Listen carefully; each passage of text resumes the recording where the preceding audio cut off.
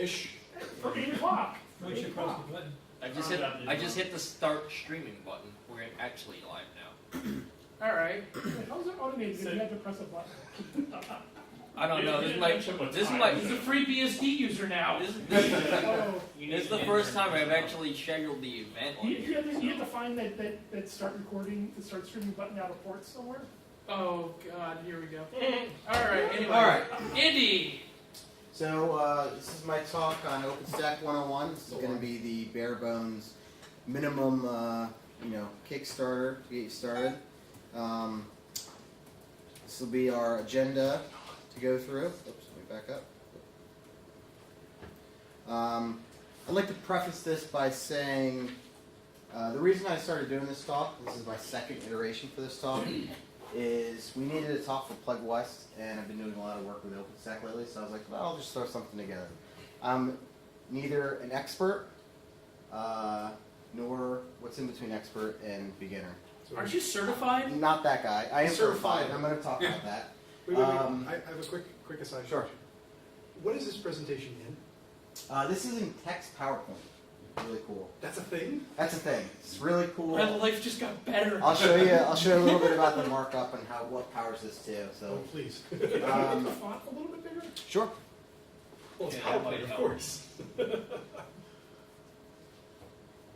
Oh, that's cheating. Can't you just hit like Control Shift or Apple Shift Plus a couple times? Maybe you could. It's left foot pedal. Is that Whoa. Wait. Is This it is going not to reflow? Emacs, alright? There's no foot switching. What's Is that? it going to reflow now? Yeah. Size? Oh, that's awesome.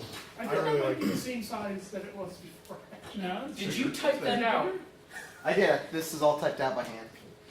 Do you like it? Including the logo? It's not. I No. hope you got paid for ASCII-generator.com. Gotcha. So my bio, I'm an engineer over at ATS, host Plug West. Specialize in AX and Linux, mainly SUSE. Specialize in the power architecture. Gave a talk in AX last time I was here, which was a lot of fun. Dabbling in emerging technologies for ATS, new databases, new hardware, new software, that type of thing. Write some white papers for IBM and ATS. Previously working as an AX Linux admin as a real customer for the government, PA government, for about 5 years. And I'm going to be giving a talk on Nmon at FOSSCon. So, Yay. shout out. Nmon's pretty awesome. So, a little history on OpenStack. I'm not going to bore you with any details, but it was created in 2000. One more. It was created in 2010. Kind of a hybrid between Rackspace and NASA, or a consultant company who is on behalf of NASA. They were both trying to kind of do the same thing, create a private cloud solution that they can use internally. They converged to open it up in 2010, which became OpenStack. Not as you see it today. It's mainly the Nova project, which is the compute virtualization scheduler, which I'll talk about. The governance of this project has changed. It's a really, really big open source project. It's got a governance board that maintains both the money side of things, the image of it, the trademarks, the funds, and then it's got a technical committee that there's an election process, and it's a whole thing. Important thing to know is that since 2010, it's gotten iteratively better. They seem to really have things down now, and if you subscribe to the mailing list, it's very, very active and very, very professional and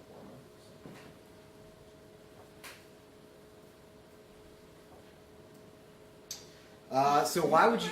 Can you Sure. make it bigger? Because it's still, I think it's Sure. way too small. I'm not making a comment. You have your glasses. I do, but I mean it's like a 10-point file on the projector. That was 18 points. Now it's I can't see 24. it. Just manually enter something. How's that? In between. It's 24 Good? points. That hot better? Yeah, a lot better. Okay. You could watch the live stream on your laptop. I'm doing that. Couldn't read it before. Yeah, I was gonna say, how big is that thing on the live stream? So why you use OpenStack? It's lagged. It's used to create an AWS-like system on-prem. So you get all the advantages of having cloud computing, but in your own data center. The things like elasticity, chargeback, a little bit granular control over your infrastructure. There's a lot of concepts of software-defined networking, software-defined storage, software-defined everything. It simplifies provisioning. You don't lock into hardware. You can save money that way. All these other things that I said, innovation, efficiencies, yada yada. You can also achieve privacy and security goals. So if you're someone who can't put your sensitive data out into Amazon, Azure, or Google, or SoftLayer, or whatever, you can achieve the same level of excellence in your own data center. So again, private cloud use cases, security, financial, and privacy. There's one key thing I want to add to the private cloud, or for the private use cases. High performance computing. It is used a lot because you can have stateless nodes that you can just deploy and it just does stuff. Yep. Yeah, so there's on the mailing list, there's actually an HPC sub-mailing list where academics get together and talk about OpenStack and what they want to do in the new releases and what they're looking for. So it is very popular. Academia, it's at 9%. Telecom, IT. It's really big in the arena, like AT&T, Verizon, all those companies. They use it mainly for the software-defined networking piece. It's really easy to virtualize networks, and what they've found, and what they've talked about is that it makes it a lot easier to do away with legacy environments where they have a lot of networks, and it allows a smoother transition. And so popular workflows, we might be getting cut off now, but that's fine. I blame Walt. Software, dev, test, QA, continuous integrations, infrastructure as a service, so what we just talked about. Let's see if we can control this. God, you were There we so go. good. Well, I'm blaming the platform he's using. I'm just blaming you at this point.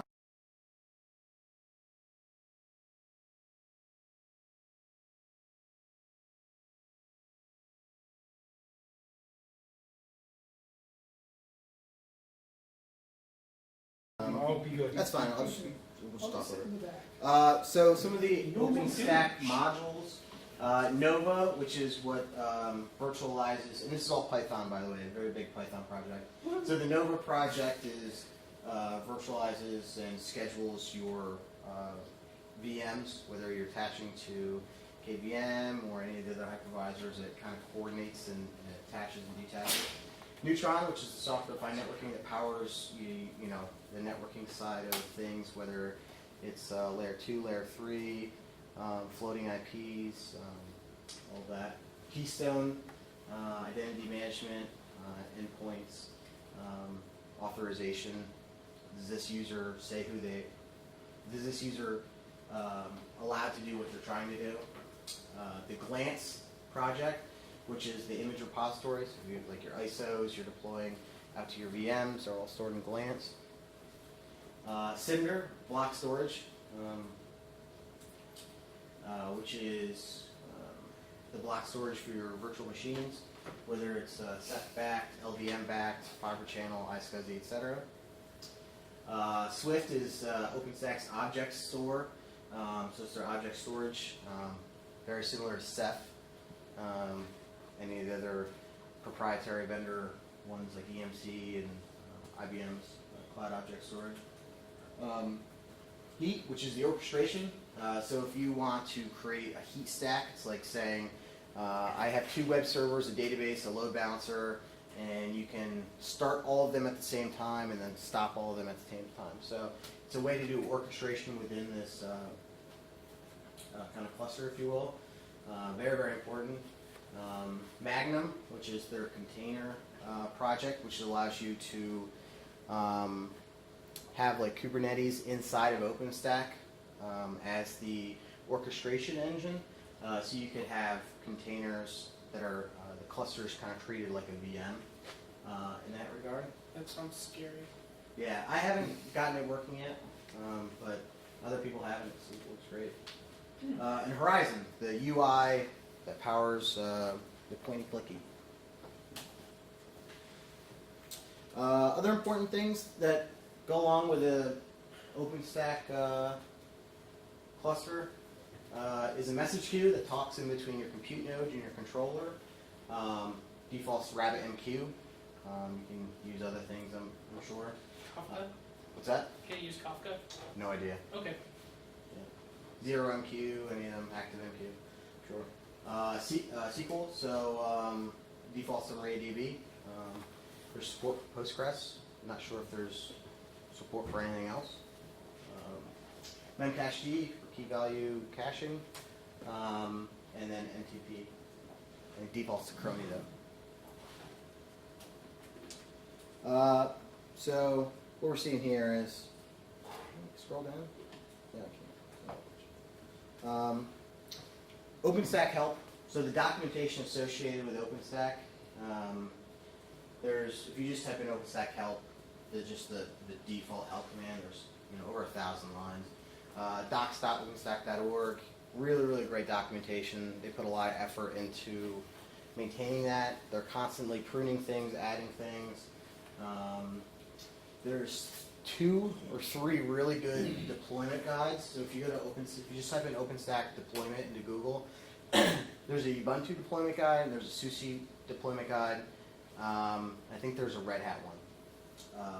I've done both the SUSE and the Ubuntu one. They're both really great, really thoughtful. It's not just do all of these steps. They kind of explain why they're doing it.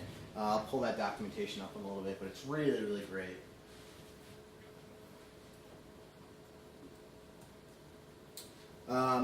So how does OpenStack work when you click a VM? The user gets authenticated via Keystone. The Nova API talks to the Nova DB, which is living on your controller, wherever it lives. At this point, it goes into the RabbitMQ, and it talks to a bunch of different things, like the Nova scheduler.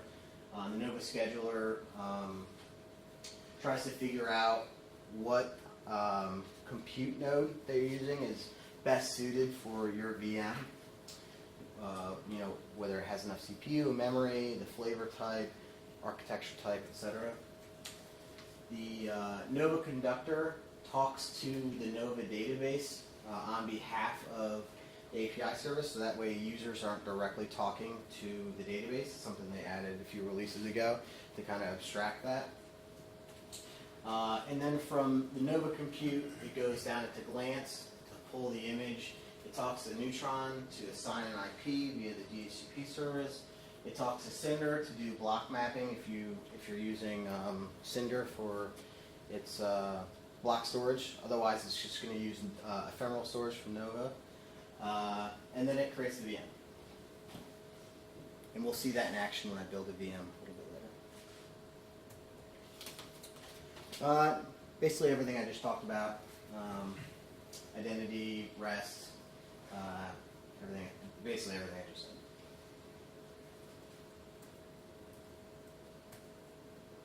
So we'll just do a live demonstration of creating a VM so you can kind of see what that looks like.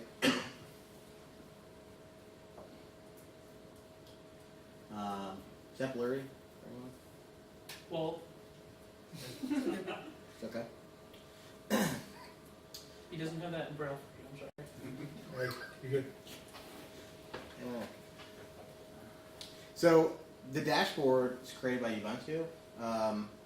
As I said before, I'm not an expert in this. So I don't know if there's other UIs that other people use or whatever, but Horizon is the main one. All the documentation, it's the one used in the OpenStack certification, the COA. I'm sure that people are using their own UIs, but this is Horizon. Was this after you built this cluster? Mm-hmm. Was it harder to do this on AIX based on what you've been reading and based on the certification exam than it would be for an x86 system, or was it about the same? The hardest part is the controller. So getting where you need to be set up, talking, when you set up a new project, integrating the queue, not making typos. There's a lot of configuration. I'll go into some of the configs, but they're ginormous. So getting it all talking was the hardest part. As for different architectures, what you could do, and what I am doing, is you could use a Linux server on the Power architecture, load up OpenStack, the Nova packages, and then it's just a matter of configuring it to talk to the queue and the database and everything. And then you're creating a flavor based on your architecture, so when they click, T1 small, it really, or P1 small for Power, it's going to use that node. Okay. So it's not that hard. So on AIX, you can actually, if you're using the Power VM hypervisor instead of KVM, you can actually launch AIX LPARs, or VMs, same thing, from OpenStack. So I could actually launch AIX LPARs from this interface. I don't need to do anything special. So. But you have to be using the Power VM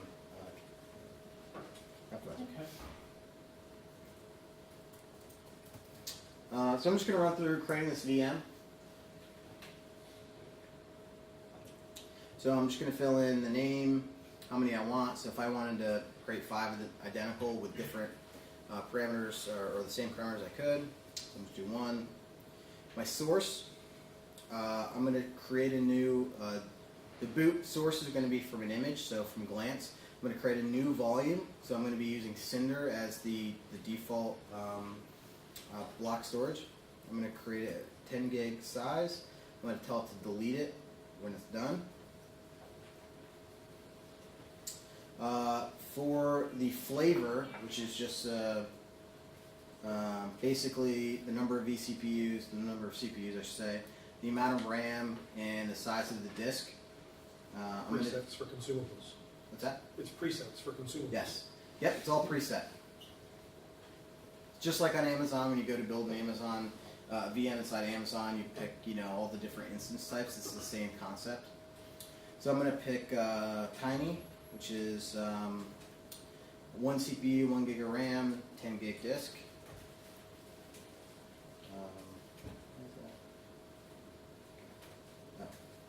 I'm going to pick my flavor type. I have all different kinds of, I'm going to pick my,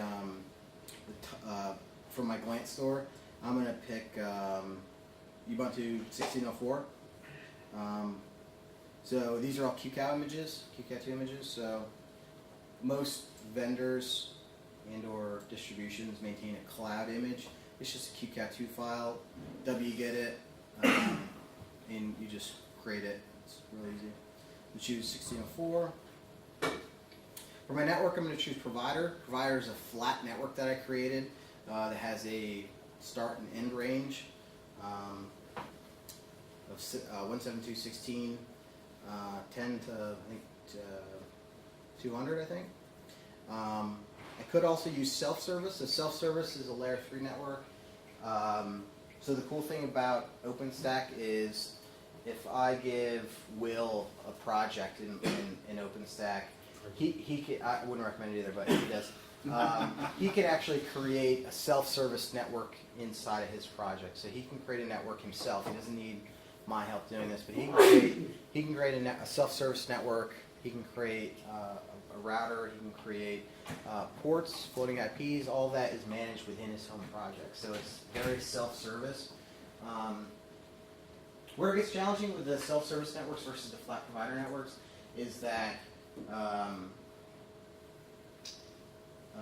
you create a VM inside of a self-service, since it's kind of all virtual, right? You have to attach a floating IP to that self-service, so you kind of have to have like a jump server or bash host or whatever. It can talk out, but it's you can't just connect to each VM. You got to have floating IPs tied back to a provider network. At least that's how I've worked it out so far. I don't know what other people are doing, whether they just have bigger provider networks or what, but the bottom line is this is a very flexible option, but you gotta tie it back to some real infrastructure on the back end so you can access it. I've seen the best practice is if you have a project that just creates a virtual network, set up like maybe a jump server and then connect to your VMs through that one jump server that is tied back to a provider address.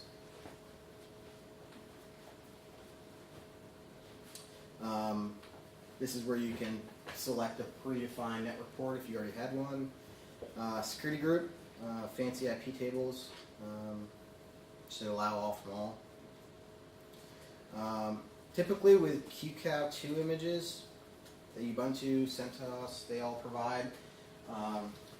SSH is locked down. You can only log in with a key. I haven't found one yet that allows password login. So it's really important that you have your key set up correctly or you're not getting into the VM you created. Unless you have some post, Cloud Init, Puppet, Salt, whatever that allows that. But by default, just booting into these instances, it doesn't allow for it. Configuration, this is where you can supply Cloud Init, which is kind of like automation language. Well, going back half a step, the key pair actually makes sense because you want something that's the same on all of your instances. You don't want to be fiddling with passwords Oh, sure. for each use. No, it absolutely makes sense, yeah. And as someone said on the IRC channel, this is like a direct rip from AWS, it looks like, in terms of general interface for that. Well, it was Yeah, created so far for it is. AWS. Yeah. I mean, But why it's the reinvent same the wheel? API, right? I think it's actually a different API, because I know the EC2 instance is, I originally thought OpenStack was the same thing, but No. Amazon's done something different. It's definitely different. Now, Yeah, so you can't Open- use like AMI tools. No. OpenStack has EC2 compatible APIs, so Yes. you can talk from your OpenStack to Amazon, the EC2 API, natively with the OpenStack native code. But it's very, Amazon's, I'm sure, is very, very customized and not OpenStack at all. Under the covers. I said you can use your OpenStack to manage a VM that you've pushed out to AWS. You Yeah. can't use your AWS instance Sure. and provision on your Right, absolutely. OpenStack. But if you use something like Apache Mesos, you can use that for anything. you That's a want. different talk. That's next Yes. week. No, that was previous week. You said That was previous week? Oh, okay. Weeks. But So this this configuration is called Cloud Init, and it allows you to bootstrap VM. So let's say this is a web server, and it needs to be a web server, so you could have a Cloud Init script that installs Puppet, connects to your Puppet master, and then tells it, I am a web server, and then it would So this is where you pass Puppet like the role or whatever. This is where you You could flag it for what you want to do. Yeah, this is where you could install Puppet or install a user. You can have it do anything. Like it's analogous to user data in other systems. Yeah, yeah. So if you go on Google and just type in cloud-init, that's what this is.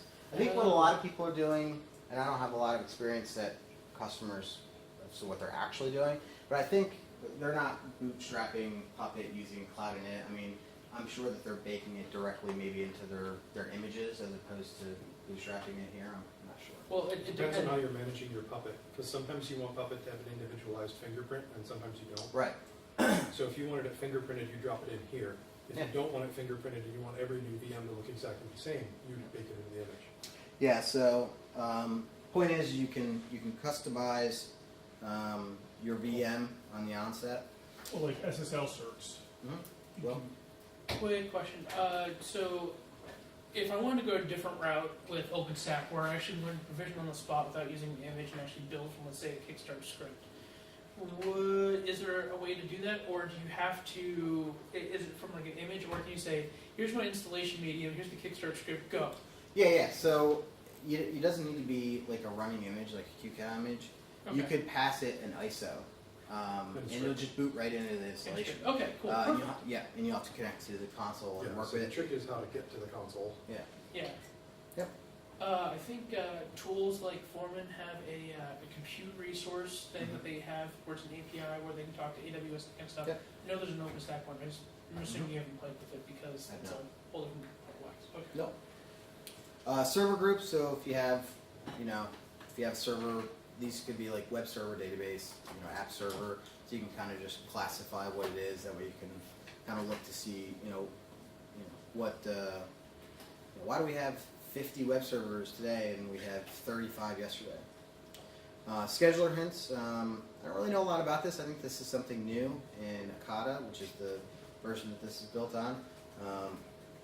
Or maybe it's Newton, but basically just you can use it to, if you need it to maybe build on a certain hypervisor or a certain classification of the hardware, I think you can do it from here. I've never done it, so. And then metadata, so key value, information of, what this is, so tests, plug. So you can just kind of build some more metadata around your workloads. Then we'll launch it after all that long-winded talk.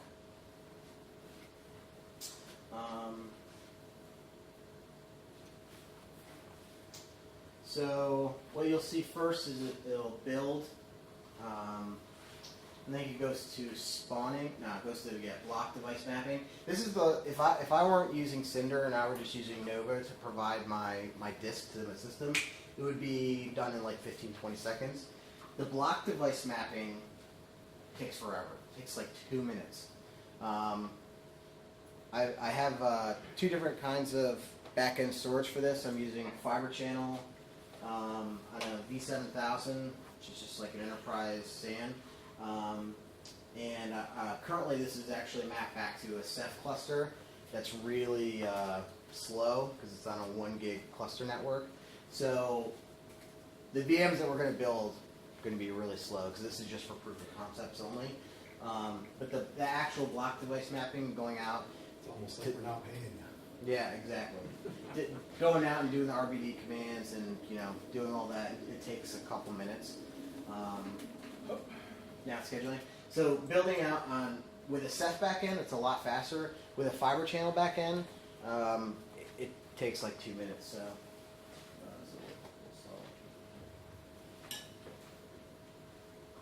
not sure why this server has 2 IPs. That's a little strange. I just built that right before this to make sure that this was still operational. Oh, this has 2 IPs as well. So if I go back to my command line here, it's not up yet. Now it's spawning, so I think that means now it's created the backend block device, it's mapped it, it's created the VM, and now it's actually booting up. If we go back to, I have a window here. The text is too big, but basically you can see that the controller, it's doing all the MySQL work on the back end, it's doing the scheduling. You would see the CPU on the controller, which is this top server here, but you can't really see it. Alright, so it's running now. See if it's up. So, yep, it's up. So if I do SSH Ubuntu at this guy, not up. SSH is not up yet. There we go. So I'm now in my new VM that I just created. Took about a minute. I created this with the UI. A lot of people in maybe a more enterprise environment would utilize heat stacks. They would utilize scripts, that actually built this VM on the command line. Maybe you would give UI access to someone who's not as technical, or maybe doesn't have access to do things programmatically. But that's how you build a VM with UI. It's a lot easier than I find than even VMware. I find VMware is complicated and confusing. There's 4 buttons, so you can only pick the right thing. So kind of like that for the users anyway. I don't put in user feature. So that's the demonstration for the UI. So some of the challenges for OpenStack, implementing OpenStack. I think at home it's great. You should use some commodity hardware that you have lying around.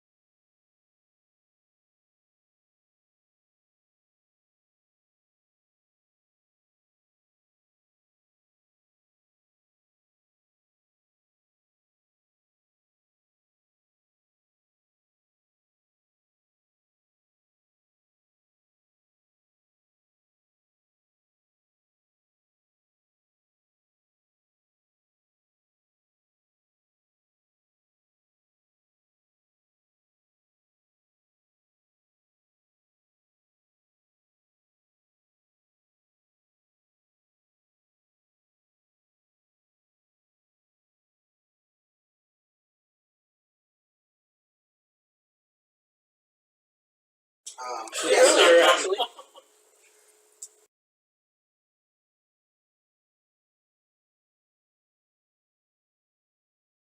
from OpenStack. So you can have As long as environment they where have you're juicy launching. power goodness to run it. Yeah, yeah, exactly. So you could have an environment where you're launching Windows, Linux, BSD, and AIX all from the same UI, and that's why I find OpenStack so fascinating because previously, in most enterprise shops, you have a different team that supports Windows than Linux, and you have a different team that maybe even supports AIX and Linux. And on AIX, you use an HMC from IBM.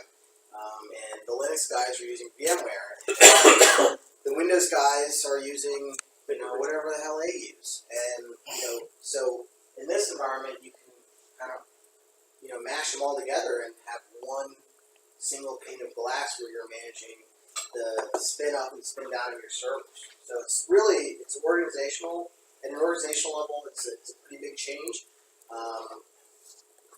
And I think that a lot of organizations may put up a fight to move to something like that. You have a lot of VMware admins out there. You have a lot of Windows admins out there who are using like SCCM and things like that.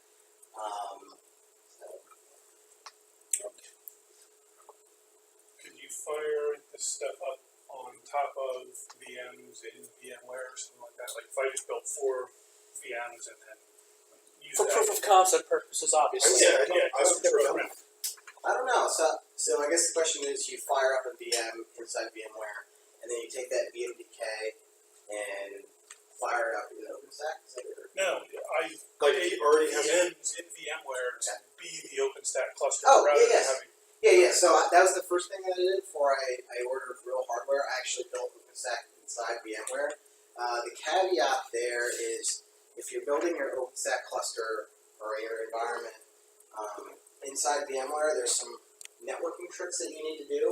VMware will do some funny things with the capsulization of your packets, and you might VMware just will do some funny things. yeah. Full So- stop right there.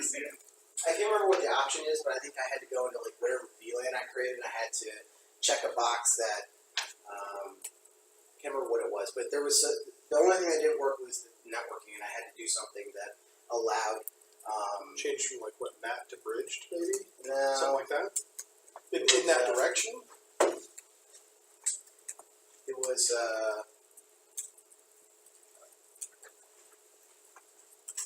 I can't remember what it was, but it was the packets were dropping basically because of the source and destination.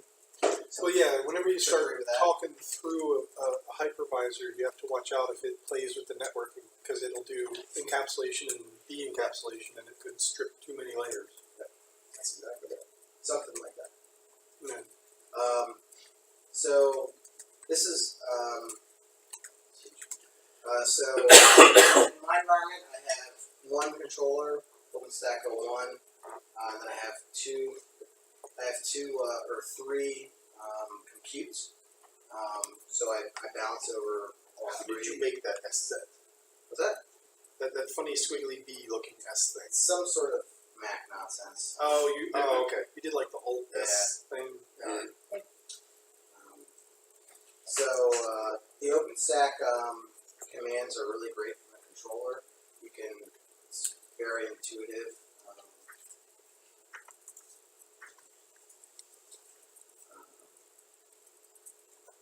It's not crazy like -C, -X. It's just things like OpenStack volume list, or If you type in OpenStack -- help, is that pretty easy to read too, or is it going to be like this pile of, or is it going to be really long and hard to sift through? Okay, it's going to be really long. So, grepping. Yeah. That's going to be a grepping it. All right, got it.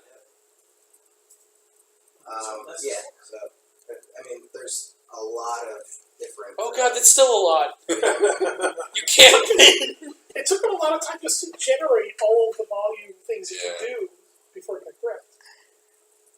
Listen to your friend. Maybe if we do it more, it'll be cached finally. One of the cool things you can do with OpenStack, if you choose Ceph as a backend, is when you go to create a snapshot, it's all copy and write. So you could create 10 VMs VMs off of one volume, and if it's a 10 gig volume, then you create 10 new VMs based off that volume. But it's 10 gigs plus the deltas. It's 10 gigs plus the deltas. So it's really, really cool from that regard.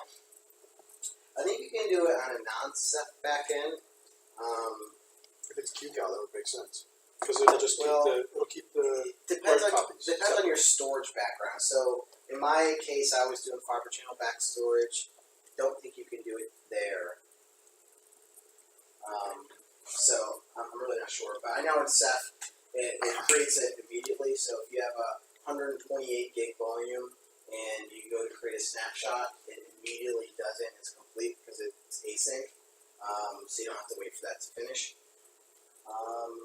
So Ceph is another really great thing. Most OpenStack environments are backed by Ceph. You're not saying it's just because you're going for that certification? No. Okay. If you go back to the user survey, most people use Ceph as their backend storage. It's smarter. It's really someone should probably do a Ceph talk eventually. It's really Maybe someone who has a certificate recently? not me. Still studying for it. But yeah, I'll probably do one. So wait 6 months and let's ask Yeah. Chris? Yeah. I think that's everything I wanted to show you guys. Any other questions? Well, If you had the hardware, would you run it at home? no, because I don't run anything else. You're smart. I have a VPN connection to work, and that's it.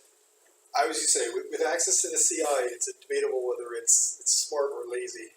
Yeah. I already got it. Why do I need to set up my own? Actually, have you messed around with the API for it? So if you did want to do something like elastic computing and things that people traditionally use AWS for, but on your own cluster.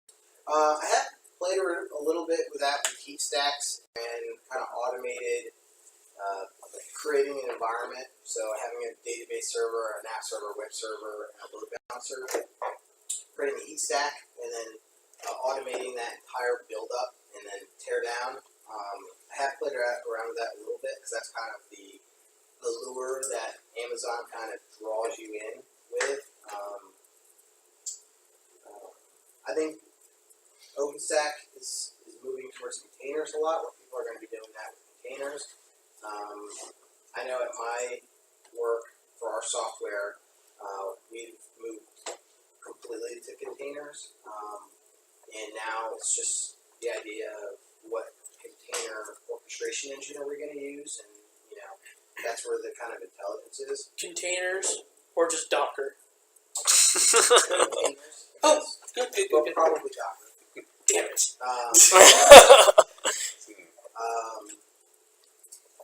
Yeah, so I think that's kind of where this whole thing is moving towards is automated environments. And orchestration. Orchestration being big. Hybrid cloud, being able to have a workload on-prem and then occasionally burst into Amazon. Also very popular. Whole products built around that. There's one people that I saw that are doing it called Cycle Computing. They have this thing where they were able to for like $25,000 they were able to run some HPC workload that would have taken 7 months of funding and careful planning and hardware procurement to run, and they were able to do it, exclusively with this. I think it was on Google. Google Cloud Engine. Yeah.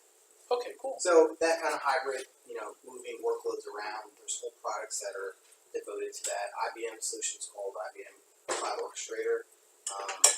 Speaking of which, a lot of companies are taking OpenStack and embedding them in their own products. So IBM has software line called PowerVC, which is just OpenStack under the covers that is highly optimized for their hardware, locked down and everything. There's a product called ZeroStack where they've taken OpenStack and they've put it on appliance, and you say how big your environment you want, and you order it, and then it comes in a truck, and you rack it, and it's good to go. It's done. Oh, So wow. it's kind of like an OpenStack appliance. There's all sorts of other companies that are doing that exact same, where you just order what you think you need and it comes pre-installed, pre-configured, and you're good to go. So there's a lot of products around OpenStack. So it's not just the FOSS open source giant. All right, very last question I think for the night. Can you recommend a good IT consulting company that can help us help a company install OpenStack? Can you think of one off the top of your head? You got one? Actually, like I said, I am a beginner.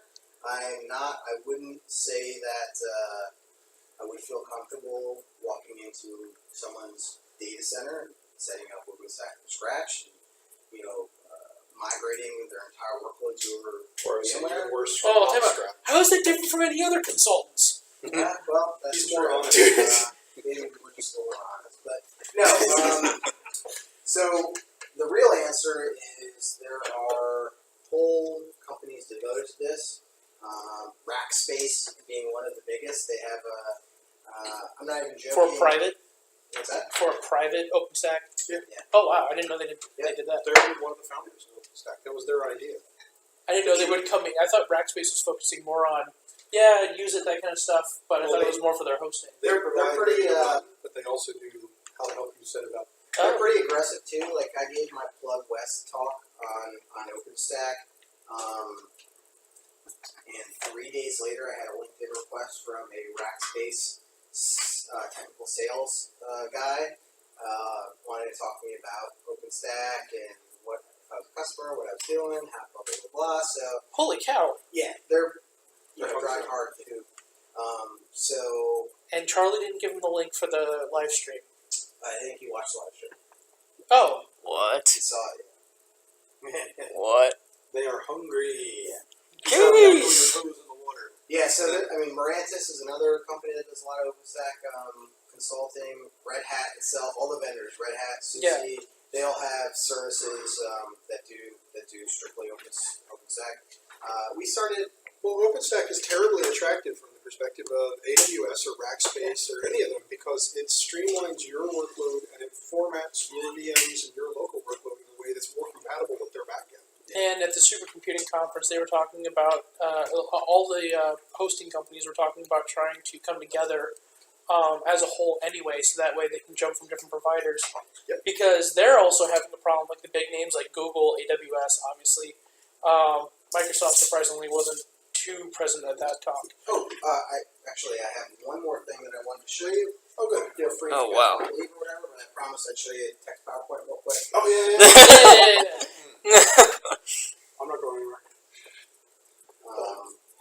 It's really big. Jeez. Before we get to that, I haven't looked at it in maybe 2 years, but there's kind of an OpenStack Lite sort of thing called Genneti that is, I think it uses KVM as the hypervisor, and you just install some nodes and you install Genneti on one of them and you get them talking to each other. I think it might even be just talking over SSH, and then you can do a real light version of this kind of thing. It's fine, just do it. Make it big. So text PowerPoint, it's all this kind of, I guess it's considered a markup language. But basically, you have some metadata here, and then when you want to start a new slide, it's called, does this stop showing? It's all whacked off the edge. Oh, it's, You'll have to come to work tomorrow and I'll show you. Well, you gave I'm a not link- available yet. You gave a link that was your in GitHub. So this is that. Oh, yeah. Yeah, it was a cool GitHub project or something like that. That's how you originally found it. Yeah, I saw the yeah. page on GitHub. No, I mean it was I believe during the last talk he said he found it on Reddit. There's a subreddit that's called not a very Cool good picture. GitHub Projects. You need to have one of you on a bike. okay, can you see that better? Yeah, it's a little better. But anyway, C. Brown. Wait, there's another one. Which one is so when it? you want to create a new page, it's just like -- new page, and then what your heading is, and then you actually are just then now typing. You draw your horizontal lines, you draw a typical markdown where you bold and create unordered lists or lists, and then new page, and then new bio, bold on, bold off. The cool thing is the one place where you can actually simulate typing. So when Begin shell out.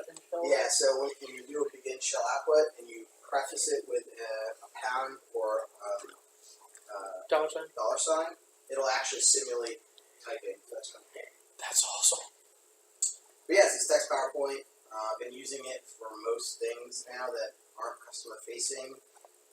That aren't customer Yeah, facing. it's kind of weird. I think we need to see what is it? What did Rachel use at Central? Oh, that was some it was like Java. Get Presenter or something. Yeah, like it was also like completely marked down, but that one was actually graphical, compiled out to like Basically, we're gonna have a JavaScript, easy presentation showdown coming up here soon. yeah. Alright, next person's gotta do theirs in LaTeX. I only do mine in LaTeX, damn it. So we've had that. Yeah, The only problem is that it's the freetard doing it. That's right. The hipster freak. Oh yeah, Andy, before we all decide to Adjourn from here. right. So someone on the we had a little bit of chatter on the live chat. One person in particular, Craig Wetmore, claims he grew up with you. He did. What about Craig, we're trolling you right now. If you're still watching. That's not trolling. no? That's not trolling. That's a mention, and yeah. Oh yeah, that's a problem. Shut up. I actually worked with someone. So I grew up